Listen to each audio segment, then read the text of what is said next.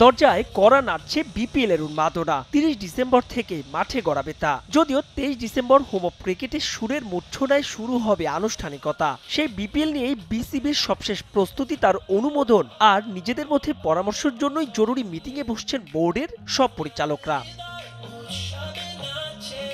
জরুরি মিটিং বলেই গেল ২ বোর্ড সভার মতো ডাকযোগে কোনো পরিচালককেই পাঠানো হয়নি আমন্ত্রণপত্র, বরং মুঠোফোনেই করা হয়েছে অবগত। তবে ব্যক্তিগত কাজে দেশের বাইরে অর্থাৎ অস্ট্রেলিয়াতে আছেন ইফতেখার মিঠু। তাই তো কোরাম পূরণের বাধ্যবাধকতা থাকায় সুযোগ রাখা হয়েছে ভার্চুয়ালি যোগ দেওয়ার। জানা গেছে আরেক পরিচালক আকরাম খানও সশরীরে নয়, যোগ দেবেন ভার্চুয়ালি। বাকিরা উপস্থিত থাকবেন যথারীতি। মূল এজেন্ডা বিপিএল হলেও আলোচনায় জায়গা পেতে পারে ২০২৫ সালের পরিকল্পনা। জানা গেছে নতুন বছরের ক্যালেন্ডারে যুক্ত হচ্ছে এনসিএল এর টি-20 ফরম্যাট। এদিন জানিয়ে হতে পারে বিশেষ আলাপ। এছাড়াও স্ট্যান্ডিং কমিটির দায়িত্ব আর তার সবশেষ অবস্থা নিয়েও আলোচনা হতে পারে বিসিবির বর্তমান কমিটির ১৬তম মিটিংয়ে।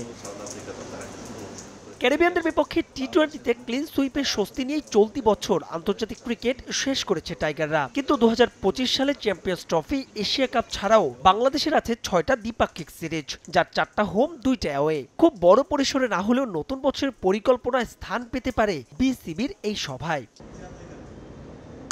মার্চের আগে টি-20 আর জুনের আগে টেস্ট ম্যাচ নেই টাইগারদের। তাই তো এই ২ ফরম্যাটের অধিনায়কত্ব নিয়ে আলোচনা হচ্ছে না আপাতত। তবে ওয়ানডের অধিনায়কত্ব থাকছে শান্তর কাঁধেই। এদিন প্রাথমিক আলোচনা হতে পারে চ্যাম্পিয়ন্স ট্রফির দল নিয়েও। আলোচনা হতে পারে তামিম ইকবাল ইস্যুতে। মাহবুব রিমন, সময় সংবাদ, ঢাকা।